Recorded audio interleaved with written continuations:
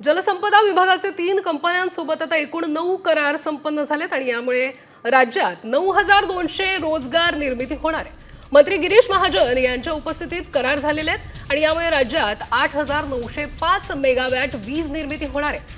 57706 कोटींच्या गुंतवणुकीसाठी हे करार झालेत। महाजेनको MMREL आवादा कंपनी सोबत हे करार झाल्याने आता रोजगार निर्मितीही मोठ्या प्रमाणात होणार आहे।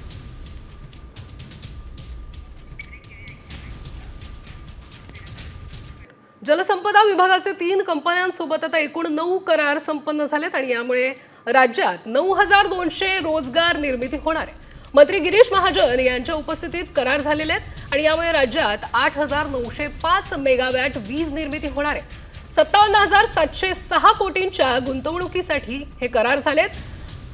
महाजेनको MMREL आवादा कंपनी सोबत हे करार झाल्याने आता रोजगार निर्मितीही मोठ्या प्रमाणात होणार आहे।